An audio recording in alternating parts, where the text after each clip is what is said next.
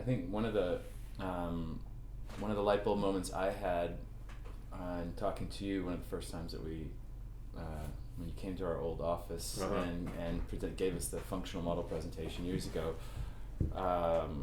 was that you said, the key thing about TM1 is its cell orientation, and that the just like in Excel, where a cell in any Excel spreadsheet can be a function of any other cell of any other spreadsheet. Right.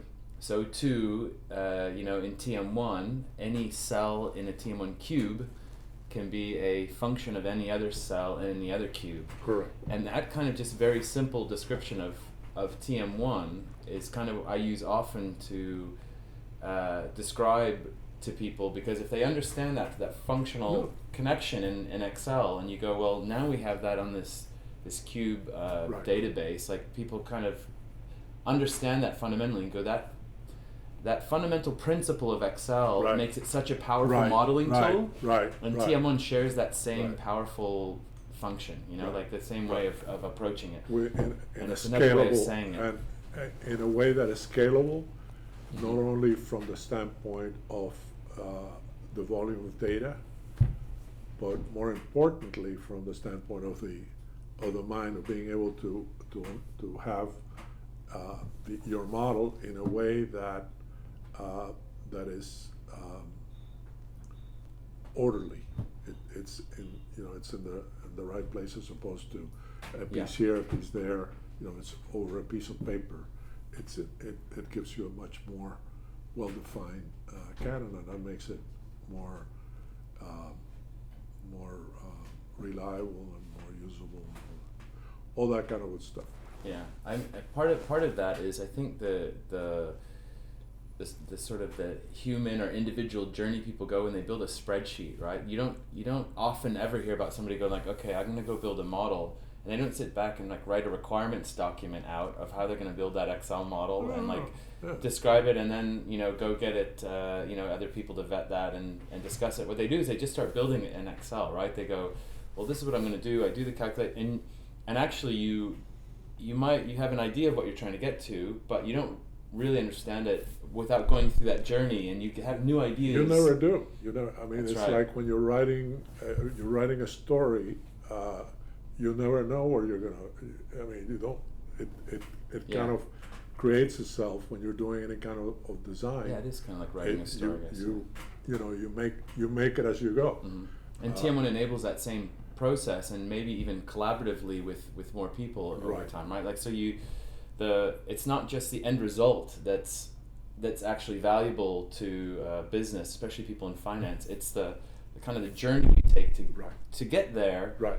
Describes is the whole thought process of why each of those steps and why you've done is important to the business and how you describe your business in a model, right? Right. So. But one key difference is that if now what you have is a sheet, and one day you develop this thing, and the next day you develop this part, and you really don't have a clear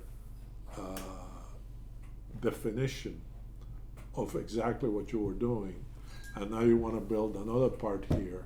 Yeah.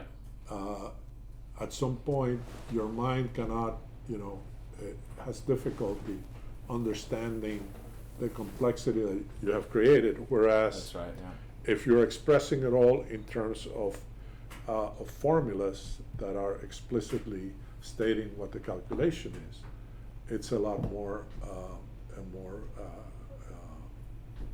controllable And transparent. And transparent. Yeah. People can understand it better. Yeah, I mean, I think it's this journey that often, IT, people who work in IT and are responsible for making sure that, the users don't harm themselves or that the data is secure and so forth, right? Like, or the software vendors who sell to those IT people, they often just completely forget this journey people go through and how valuable that is to the business. And I think finance people, it's such a part of the way they think and do things anyway. They don't even know how to describe the importance of that process. What the fundamental fact that they forget is that the analyst cannot do their job without the spreadsheet. Yeah. Period. Yeah. I mean, it's just Yeah. an impossibility. You're not going to take it away from them. Yeah, and that's why even the greatest, most beautiful and dynamic read-only business intelligence tools that are out there, people still use it to get to a point and then just put it in Excel. Put it in Excel. They want to get the result in Excel, Right. and it's just, this process of interaction where they get the light comes on as to what to do. in Yeah, the right. business. And so that despite all of this industry has been built up almost to try to kill Excel off over the years. In fact, Excel just keeps going from strength to strength because these tools just become more and more glorified staging layers for Excel in a way. A lot of these tools are still useful. I mean, I would not, I feel that something like Cognos BI is of value. Yeah. The only problem is that it only does half the job. Yeah. And hopefully you have something that does the complete job. So those tools are good for standard pre-built reports that won't change very often, right? And they just need to be automated and. That's right. Yeah. That's right. And some people like to work that way. Yeah. And there's a place for them, but the idea of completeness is something that was always a principle that I wanted to live by, and something that I have. You wanted to live by. I want to live by, and something that other people in my life do not do when it. Right. What do you mean by that? What's the principle of completeness? The principle of completeness is that you don't leave anything undone. So, for example, something that I and I need to be careful because there's a record of this. If there is a plate of food on the table, and there's some, there's maybe a little bit left, Maria will serve herself and always leave something. She is incapable of cleaning up. It's like, against her. So, and to me, I get a pleasure out of completing that, and it's done. It's done. And so that's one aspect of completeness. Another aspect is that you need to as best as you can predict what the true end purpose is, and you need to take the user all the way to that end, and you can't have partial solutions. So, for example, with rules, essentially you can say anything you want. Perhaps you cannot do things that require iteration or complex mathematics. You would have to do outside, but that's something that you need to accept. But you provide a way that you can express effectively any calculation. So like the people who were asking you to put those rules into TM1 originally, they were just asking for something specific. They were going like, I just want to be able to do some ratios, and rather than just saying, okay, we'll give you ratios. They didn't put it in those terms, but that thought never occurred to me that I would limit that. For the other example is the number of elements in a dimension, unless there is an overwhelming reason to limit it. Just make it unlimited, because that limit will always come back to haunt you at some point. Someone will break it. Someone will break it, and so for good reason. Right. Or maybe for bad reason. Because it's interesting because when you built TM1 initially, it was so limited, and the computing power was so limited. So there was only a certain amount you could actually stuff in there, and there was, but those limitless capabilities of TM1 really came in almost only in the last 10 years when when people started building really quite enormous TM1 models. That that limitlessness really probably has helped out. The fact Right, that but for example, the when the 32-bit address space was, people were hitting against it, yeah, and 64-bit came, it was a relatively simple change to bring that in and to open up that whole space. So and then everyone went Yeah. further from financial into more operational kind of stuff. right, it opened up Yeah. it opened up all kinds of. Millions of products could be analyzed in a exactly. retailer or whatever. So that's I think that's an important instinct that completeness. completeness. Yeah. And then you try to do things in the most efficient way, but oftentimes you realize that that's not the case. Like the case I was telling you about, where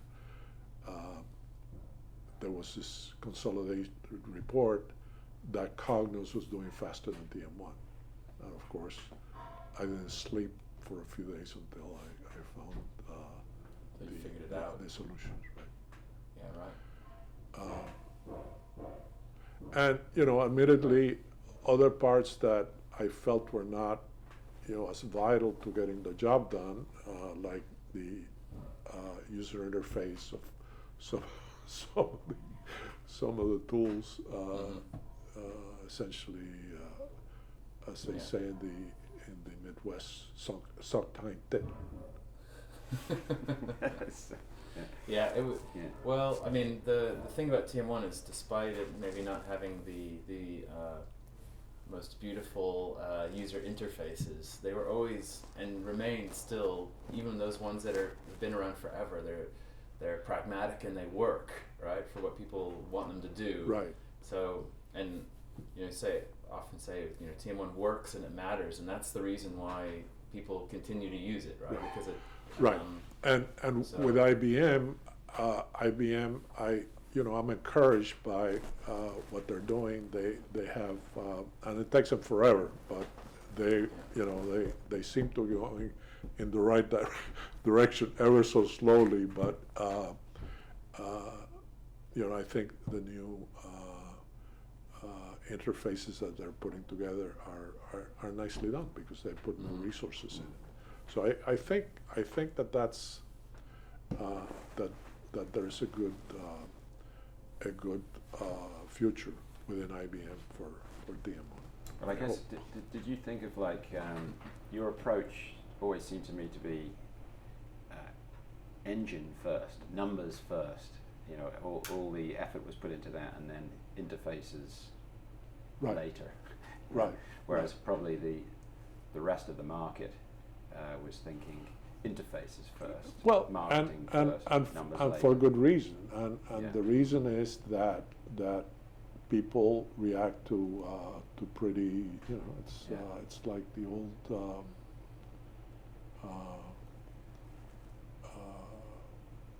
I'm looking for an analogy. The Volkswagen Bug was never very pretty, but some people liked it because it was practical and did the job, and they didn't care.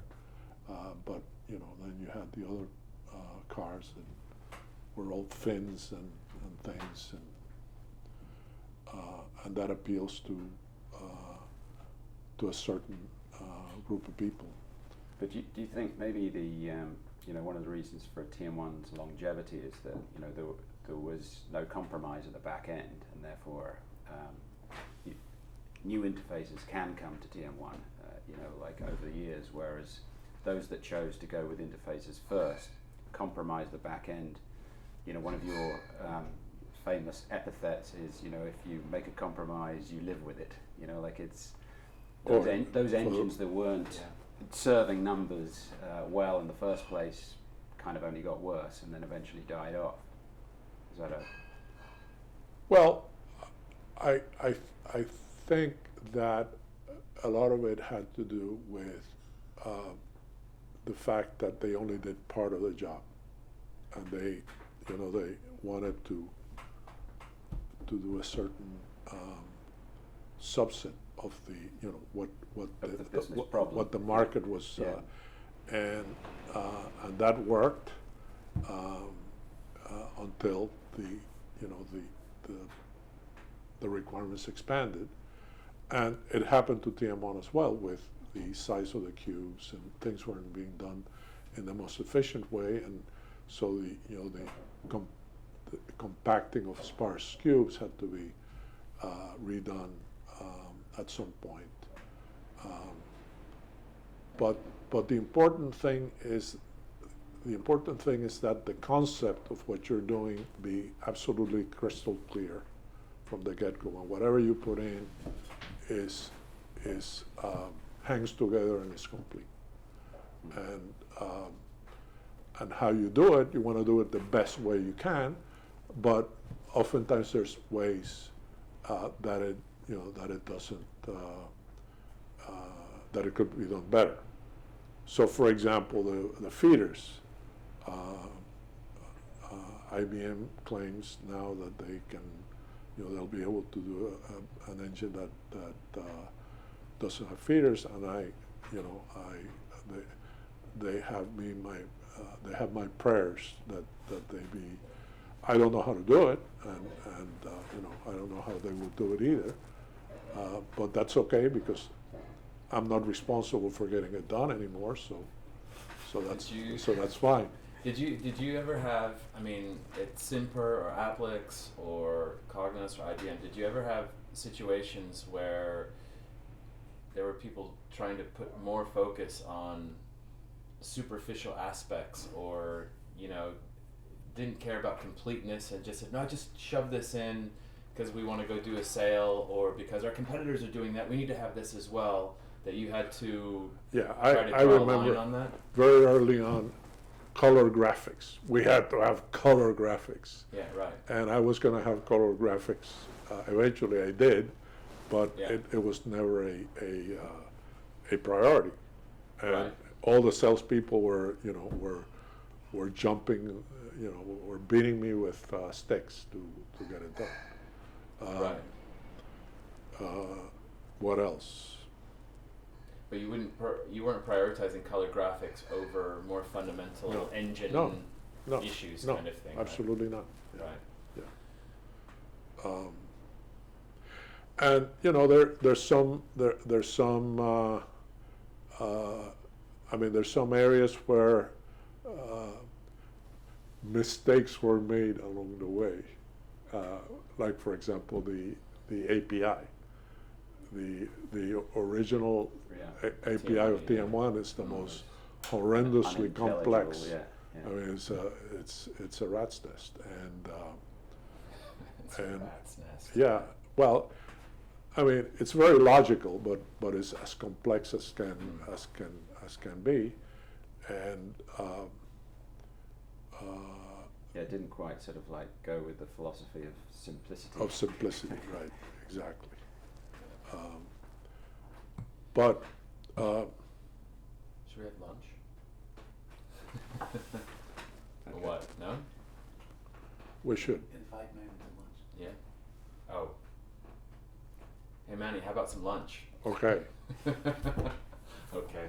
That was an easy decision. Yeah, I know you were suggesting it before. Nice. Should we Bring go, something and continue talking, or? Yeah, should we just go to get takeaway somewhere close by? There's like some coming. Isn't he? 53 tracks done already. Yeah. Is he going to interfere with if he moves on? No, go ahead. Ask away. If he moves, won't no, if you're No, there. no, fine. no, you can move. Yeah, you're Move good. It's fine. Move Okay. freely, yeah. All good? Got me?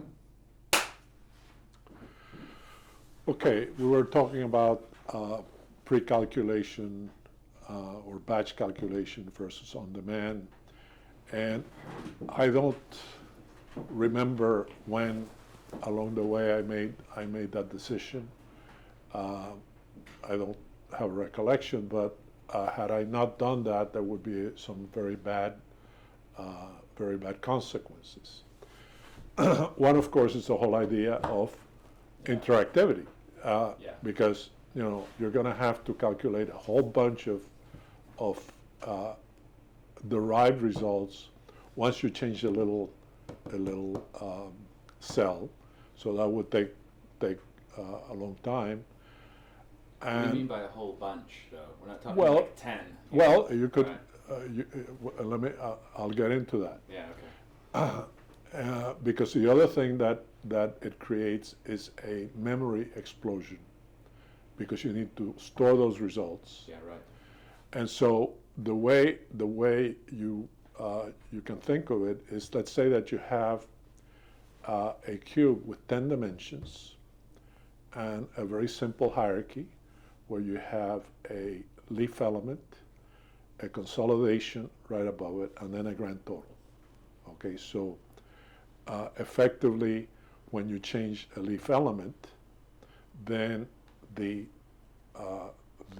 middle level changes and the top level changes. And now let's say that you have 10 identical dimensions like that. Mm-hmm. As it turns out, you're talking about cells, not just for each 3 in each dimension, but you're talking about cells for all the combinations. So you're talking about a number which is 3 to the 10th power, 3 times 3 times 3 times 3, which is a huge number. And so whenever you were to change that, you would have to change, you would have to calculate 3 to the 10th power cells. You would have to store them, which would consume a tremendous amount of memory. And you would. Sorry, but you're storing them only because when somebody asks for that data, you want to make sure that you have the right answer. That's right. That's right. Exactly. So the idea is, if you pre-calculate all of that, or you store all of the possible results anybody might ask for, right? That's the way. Effectively, because you don't know what people are going to ask. So, Yeah. so the idea is that in situations where you have lots of dimensions, and as cubes get bigger and bigger, it keeps multiplying. The whole thing explodes. It becomes infeasible, literally infeasible to calculate or to store. Mm-hmm. It takes forever to calculate, and it takes orders of magnitude of memory, and it becomes. But other approaches, they did try that, and so they would calculate overnight. Well, they can do unlimited models if the dimensionality is limited. Keep the dimensions down. Yeah. Get Then, through the night. right, exactly. And that's why lots of tools have done that. They put Exactly. restrictions on what how the That's business right. can model their data That's to right. fit how they calculate, right? That's right. Yeah. It reminds me of this guy that goes to the tailor, and has a suit made, and he goes to have the final, fitting, and it's totally messed up. So the tailor goes, "Well, you need to put your arm like this, and Yeah, right. and then here you need to raise your arm like that, and you need to twist yourself, and you see now it fits perfectly." Yeah. So the guy goes out the door, and somebody talks to him, and she says, "Who's your tailor?" And he says, "What do you mean? He's the worst tailor in the world?" He says, "No, he's the best tailor because of a screwed up body like you have." Yeah, it still fits. Yeah. So it still fits. Yeah. So all right. anyway, so I thought there was a that magic probably will wind up on the editing floor. Yeah. No, but it's true. It's true. Like it is a theme that people don't appreciate. Is like the fitting to the business rather than the business having to fit the tool. That's Right. a big.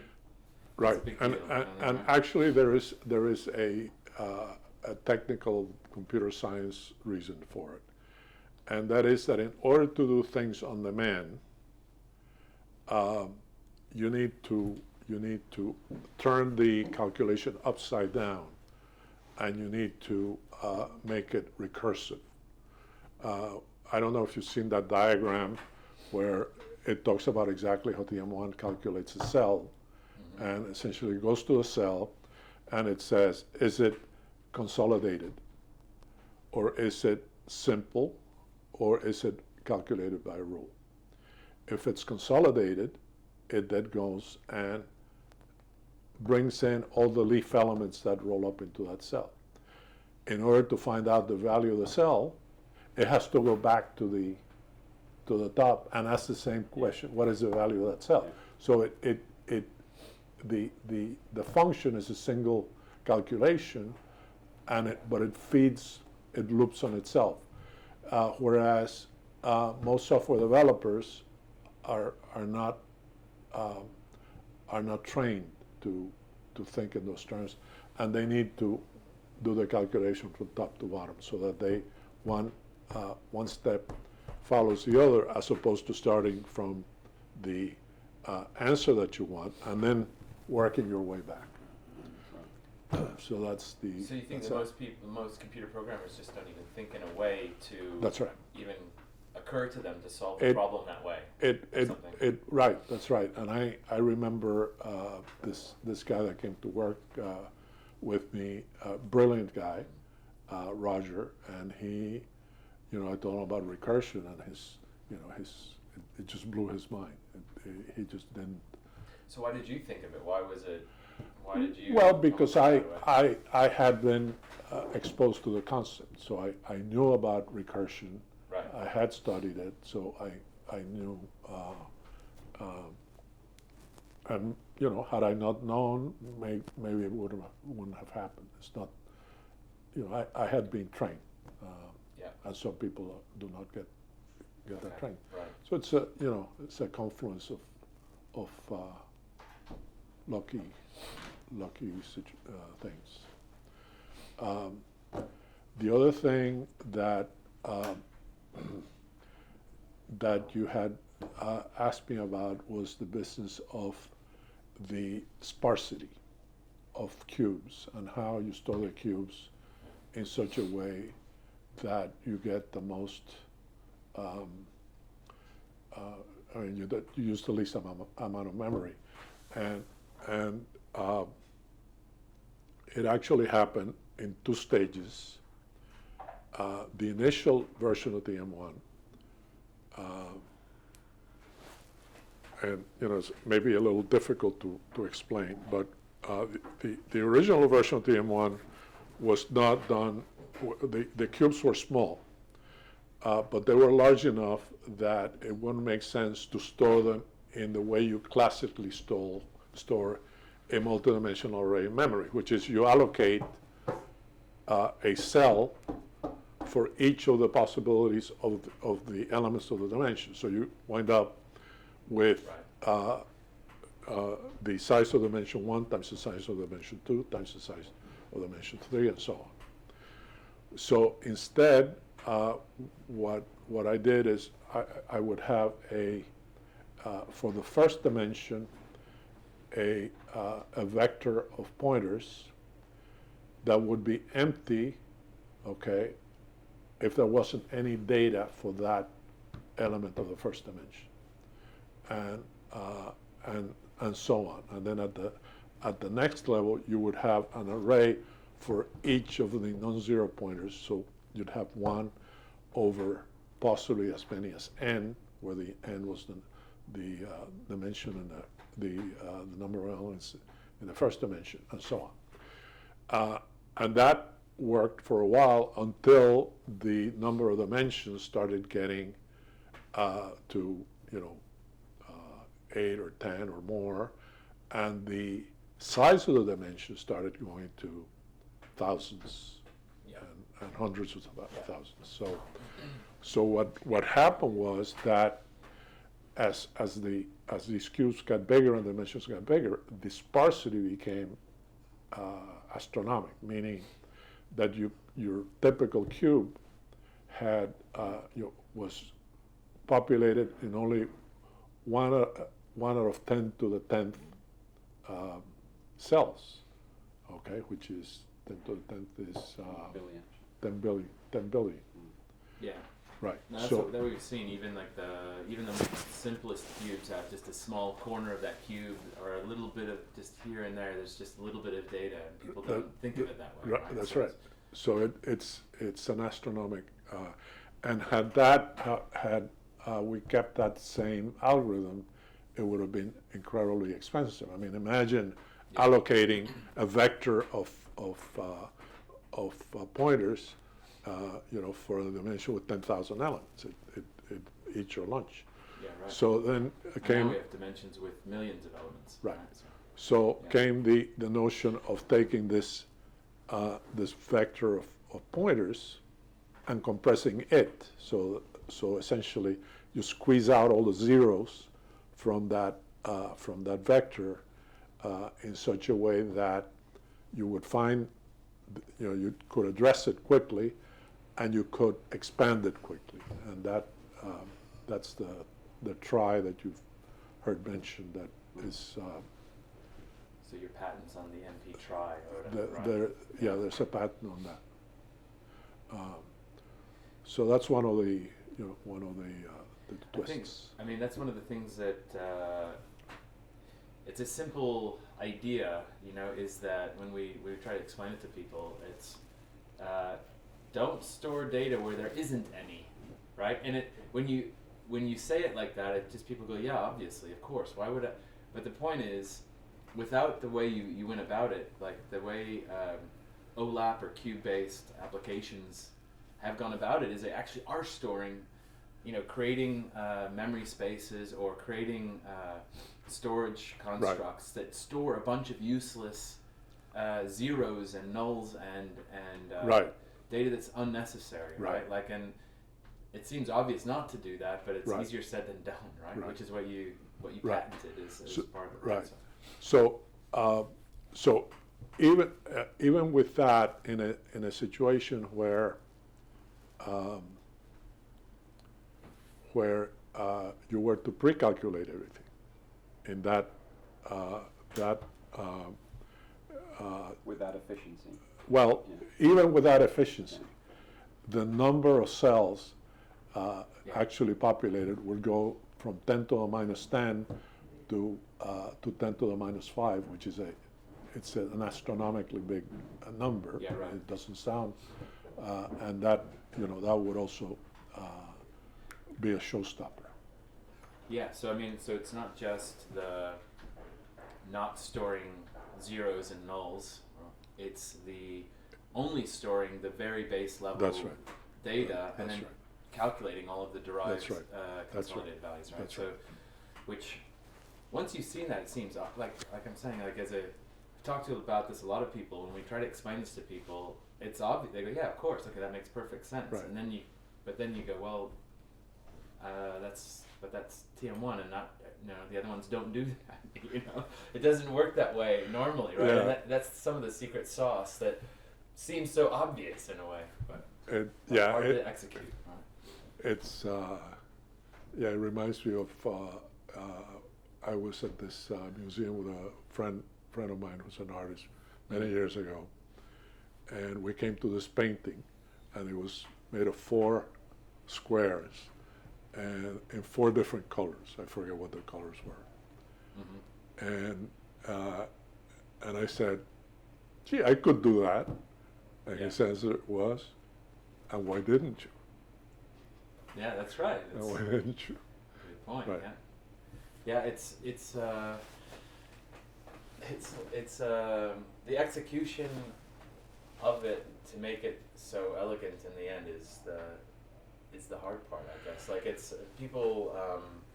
You have to be a bit obsessive about it. I mean, it's a mathematics problem-solving thing, isn't it? In a way, wasn't it? Or Well, am I? but even there's always different ways of attacking, and it has to be something that is not, if it's not quite right, it needs to keep you awake at night. Right, you have to care about it. And right? yeah, exactly. You need Yeah. to And complete on it, as you're saying. yeah, and then you bring it to completion. Yeah, I mean, I think it's a side effect that was valuable to TM1. The fact that it wasn't an overnight success maybe was wasn't great for you, but for the product over the long time, the fact that you had sleepless nights at different points during the and had time process. had the luxury. I had the luxury of time. Yeah. Because if you're under pressure, then perhaps you don't Make perfect. compromises. Yeah, or make the time to perfect it. Yeah, and so I mean, it's I guess despite people say it's old technology or something because it was invented in the 80s, and it can't be as good as something that was invented in Silicon Valley last week, that has a bunch of venture capital behind it or something like that, right? But the fact is, like, actually, that maturity of being able to think through that process over a long period of time has an enormous value that makes it like what it is today, right? Right. Yeah, much and in all humility, the original idea has to be right, because and that's I guess a matter of luck that you. And so there was I guess it is a matter of luck, but there was a number of key components at the very beginning that you kind of came fully formed to you right from the beginning, I guess. Things that just were obvious or intuitive to you that. Well, the requirement was I mean, you need to start with a requirement. And had I not been at Exxon International Company and have seen these multidimensional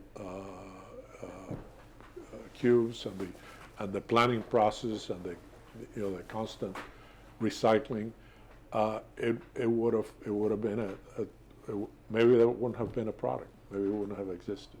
Yeah, right. Because you don't sit and imagine.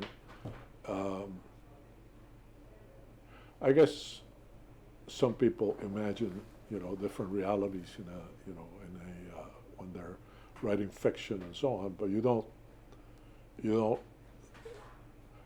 Most people don't solve imaginary problems, so they don't try to imagine. Let me think today of what problem I want to, I'd like to solve. Might exist that I exactly, and so